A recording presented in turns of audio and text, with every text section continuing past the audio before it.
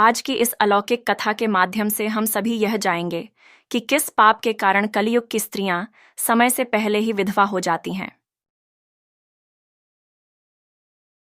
और ऐसे कौन से कार्य हैं जो एक स्त्री को अपने जीवन में कभी नहीं करना चाहिए, अन्यथा उन्हें इसका दुष्परिणाम भुगतना पड़ता है। सभी माताओं बहनों से निवेदन है कि इस कथा को पूरा अवश्य सुने, क्योंकि आंधी अधूरी कथा सुनने से बड़ा पाप लगता है। तो चलिए आपका ज्यादा समय न लेते हुए कथा को आरंभ करते हैं। एक बार भगवान श्री हरि विष्णु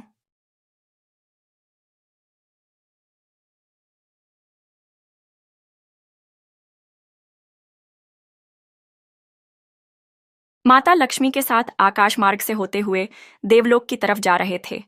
तभी रास्ते में माता लक्ष्मी ने भगवान विष्णु से पूछा, हे नाथ, कलयुग की स्त्रियां किस पाप के कारण समय से पहले विधवा हो जाती है?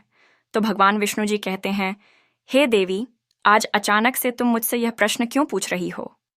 तो माता लक्ष्मी कहती हैं, हे प्रभु,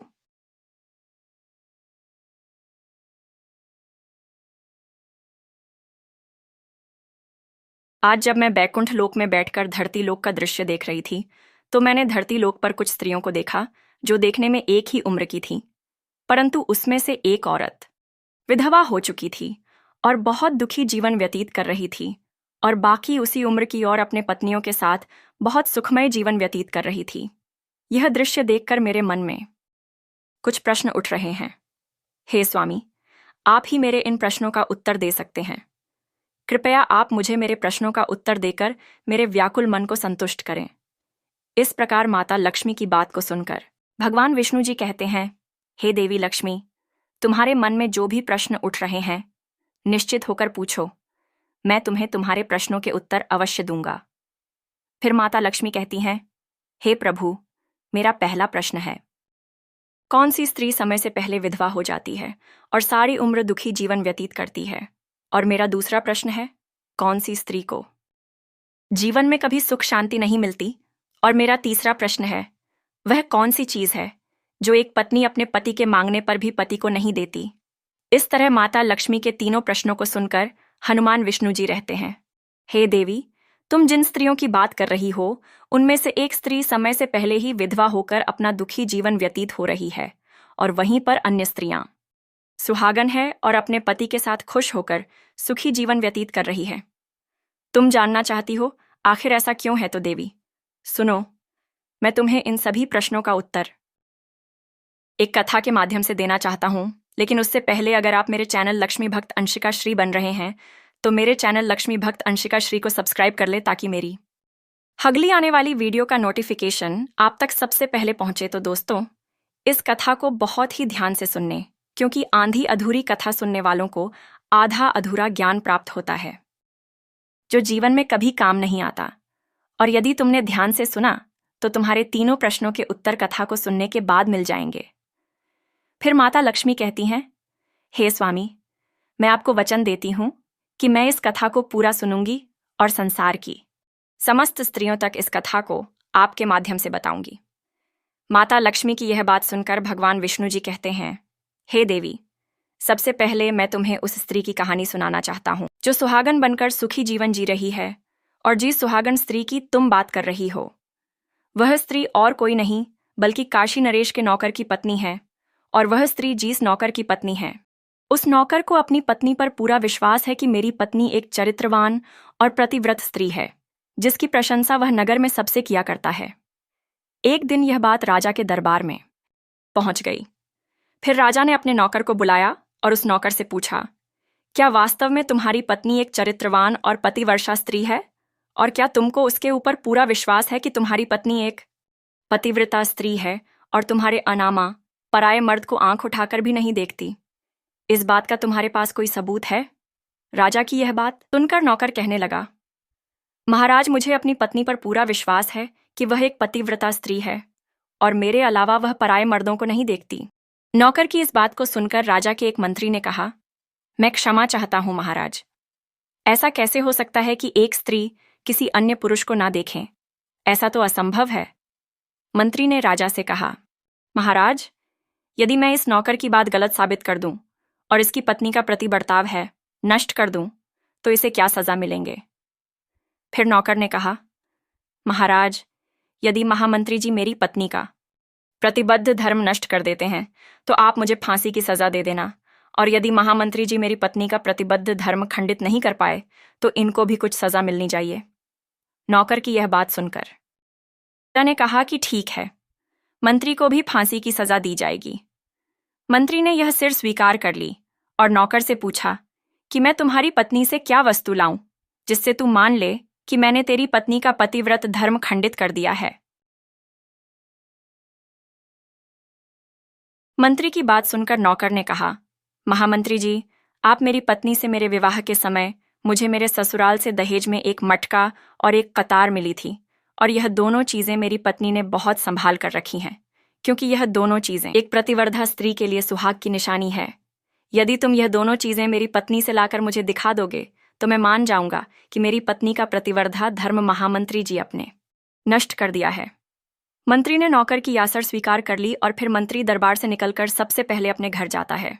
फिर वह काफी विचार करने के बाद नगर के बाहर एक जादू टोना करने वाले रहती थी, उसके पास जाता है और उसके पास पहुंचकर मंत्री ने उस तेरे को सारी बात बताई और कहा है, जादूगर ने कैसे भी करके तू उस नौकर की पत्नी से मेरा संबंध बनवा दे। इसके बदले तुझे जितना धन चाहिए मैं उतना धन देने को तैयार हूं। इस तरह मंत्री की बात सुनकर वह स्त्री कहने लगी, मंत्री जी, आपको कहने में आसान लगता होगा किंतु ऐसा कुछ भी नहीं है। तुम जिस औरत के बारे में बात कर रहे हो वह औरत एक प्रतिबद्धता स्त्री है। उसे ना ही किसी धन का लोभ है और ना ही किसी वस्तु का लालच है। तुम्हें क्या लगता है वह तुमको मटका और कतार आसानी से दे देगी? फिर वह जादूगरनी हंसते हुए कहती है, अरे महामंत्री, तुझे तेरी तरफ देखे भी नहीं।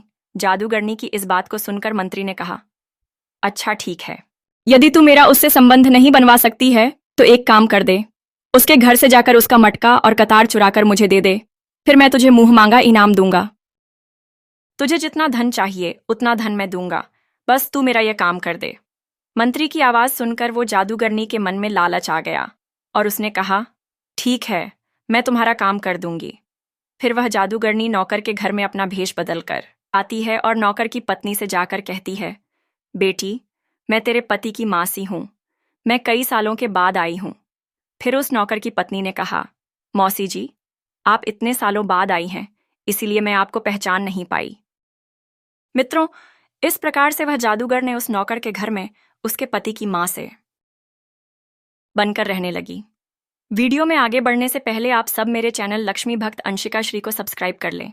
नौकर की पत्नी ने उस जादू करने को मौसी समझकर बहुत आधा सम्मान दिया, मगर उसे यह नहीं पता था कि वह जादूगर ने उसके साथ छलकनियां आई और उसका प्रतिबद्ध धर्म नष्ट करने के लिए आई है। अब वह जादूगर ने नौकर के घर में मजे से रहने लगी और नौकर की पत्नी के ऊपर झोर मोट का प्यार लुटाने लगी कि एक दिन जब नौकर की पत्नी घर का कोई काम करने लगी, इसी बीच उस जादूगन्ने को मटका और कतार चुराने का मौका मिल गया और उसने मटका और कतार चुरा लिया और वहां से दोनों चीजें चुराकर भाग गईं और सीधा जाकर मंत्री के पास पहुंची और उस मंत्री को मटका और कतार दे दिया और बदले में बहुत सारा धन ले लिया। फिर मंत्री मटका और कतार लेकर राजा के दरबार में जा पहुंचा और राजा से कहा, महाराज, मैं नौकर की पत्नी के साथ 2 दिन रहकर आया हूं और यह मटका और कतार उसी ने मुझे दिया है। मंत्री की यह बात सुनकर राजा ने तुरंत दरबार लगाया, उन नौकर को बुलाया। फिर मंत्री ने दरबार में मटका और कतार को दिखाते हुए कहा, महाराज ने नौकर की शर्त पूरी की। यह सब देखकर नौकर का अपनी पत्नी से विश्वास उठ गया। फिर राजा ने शर्त के मुताबिक नौकर को फांसी की सजा सुनाई और 16 दिन बाद फांसी देने का आदेश दिया और कहा कि नौकर को 16 दिन के बाद फांसी पर चढ़ाया जाएगा। अब नौकरी भी मृत्यु के दिन समीप आने लगे। अंत में वह दिन आ ही गया जिस दिन उसे फांसी देना था।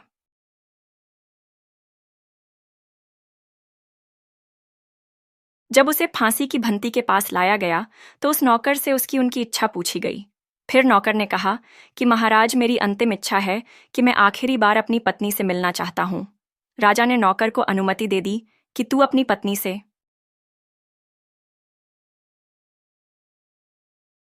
बन सकते हो। फिर नौकर कुछ दिन की इजाजत लेकर अपने घर गया और अपनी पत्नी से कहने लगा कि तुमने मेरे साथ बहुत बड़ा विश्वासघात किया है। मैंने तुम पर विश्वास करके।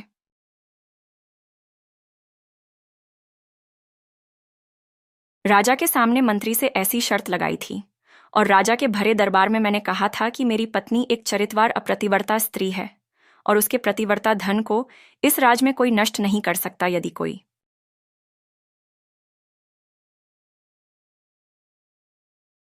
नष्ट कर देगा तो आप मुझे फांसी लगा देना, लेकिन आज तुमने मेरा विश्वास तोड़ दिया और अपना प्रतिबद्धता धर्म नष्ट कर दिया। अब मुझे कुछ दिन के बाद फांसी दे दी जाएगी।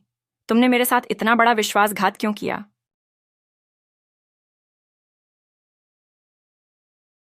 मैंने तो तुम पर विश्वास करके तुम्हारे घर पर अकेला छोड़ा था।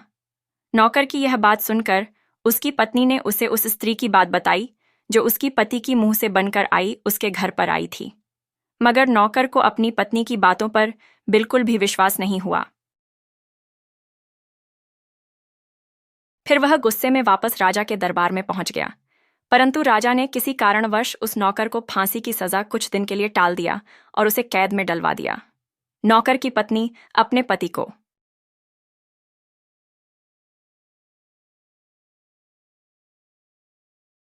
निर्दोष साबित करने के लिए राज दरबार में नाचने गाने वाले औरत के फिर भूसा धारण करके पहुंच जाती है और राजा से उसके समूह अपना नृत्य दिखाने की आज्ञा मांगने लगी।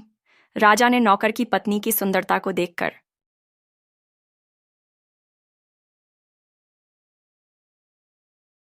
नाचने की आज्ञा दे दी। मित्र, फिर नौकर की पत्नी ने जब नृत्य शुरू किया तो उसका नृत्य देखकर राजा बहुत प्रसन्न हुए और कहा, हेर, नृत्य का मैं तुम्हारे नृत्य से अत्यंत प्रसन्न हूं।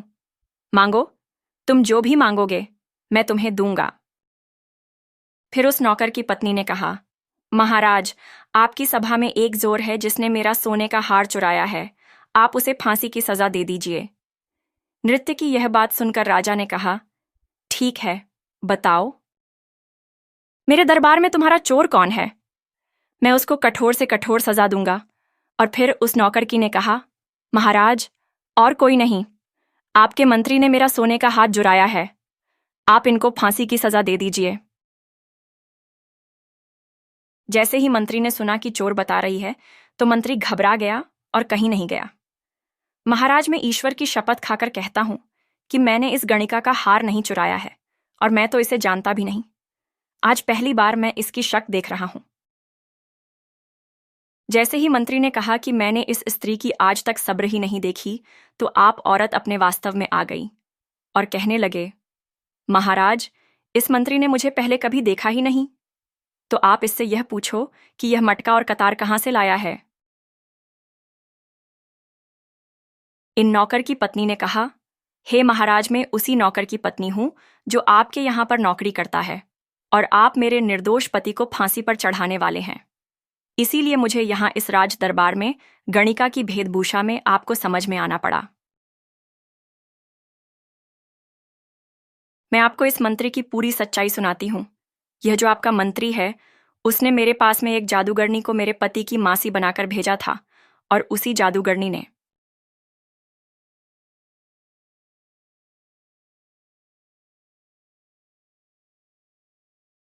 ये मटका और कतार चुराकर इसको दे दिया, और आपके मंत्री ने इसके बदले उस जादूगरने को राजघोष से बहुत सारा धन दिया है, और मेरे साथ इतना बड़ा छल किया है। वीडियो में आगे बढ़ने से पहले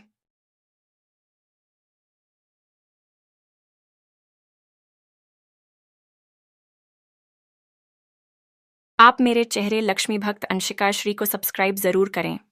तो मित्रों, महाराज, मैं आज भी पतिव्रता स्त्री हूं। नौकर की पत्नी इस बात को सुनकर राजा ने उस जादूगरनी को बुलाया।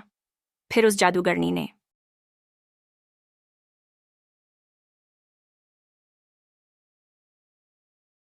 राजा के डर से मंत्री की सारी सच्चाई राजा को बता दी। सच्चाई जानकर राजा ने उस नौकर को अपनी पैर से रिहा कर दिया और उसकी जगह मंत्री को फांसी पर चढ़ा दिया। मित्रों, कथा को आगे बताते हुए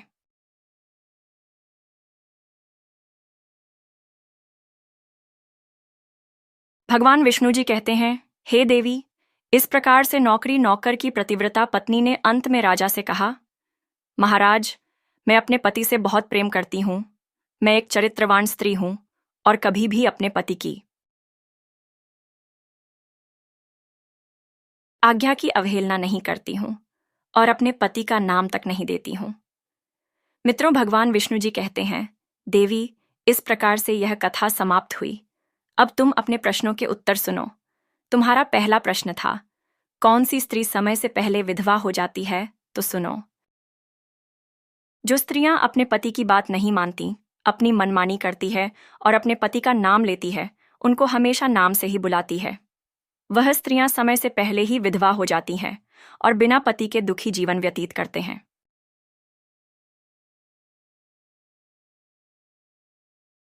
और उनमें से एक उसी नौकर की पत्नी थी जो पतिव्रता स्त्री थी।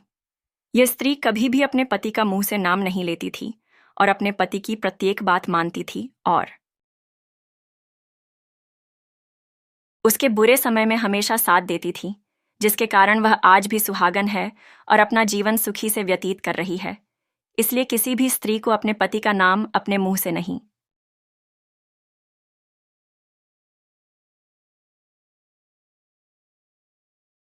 लेना चाहिए और प्रत्येक अच्छे कार्यों में अपने पति का साथ देना चाहिए। दूसरा प्रश्न था, कौन सी स्त्री को जीवन में कभी सुख नहीं मिलता है और वह पति के होते हुए भी सदा दुखी जीवन व्यतीत करती है? तो समझ लीजिए, जो स्त्रियां अपने पति की बिना अनुमति लिए कहीं भी चल देती हैं, वे कभी सुख जीवन नहीं जी पाती हैं। ऐसी स्त्रियां जीवन भर दुखी ही रहती हैं और उन्हें पति का प्रेम कभी नहीं मिलता। फिर भगवान विष्णु जी माता लक्ष्मी जी से कहते हैं, हे देवी, तुम्हारा तीसरा ऐसी कौन सी चीज है जो एक पत्नी अपने पति को मांगने से भी नहीं देती? तो समझ लो, वह चीज है गाली है, जो एक संस्कारी और चरित्र कभी भी अपने पति को नहीं देती है। और जो स्त्री अपने पति को गाली देती है, वह स्त्री कभी चरित्रवान नहीं होती और ऐसे जीवन भर दुखी रहती है। उसके जीवन में कभी सुख नहीं आता और समय से पहले ही ऐसी स्त्रियां विधवा हो जाती हैं। फिर माता लक्ष्मी कहती हैं, क्या प्रभु, वास्तव में जो स्त्री पतिव्रता होती है वह कभी दुखी जीवन नहीं जीती है? तो भगवान विष्णु जी कहते हैं, हाँ देवी, यह सच है, क्योंकि ऐसे घर में सदा मेरी कृपा बनी रहती है और वह घर हमेशा धन और खुशियों से भरा रहता है। और जो स्त्रियां चरित्रवान होती हैं, वह हमेशा घर को स्वर्ग बना देती है। मित्रों, आज की यह ज्ञानवर्धक कथा समाप्त हुई। आशा करते हैं कि आपको यह कथा पसंद आई होगी। आपसे निवेदन है कि कमेंट बाग में सचिन श्रद्धा से जय माता लक्ष्मी और जय सिंह विष्णु अवश्य से लिखी है। वीडियो देखने के लिए आपका धन्यवाद और आप मेरे चैनल को सब्सक्राइब करना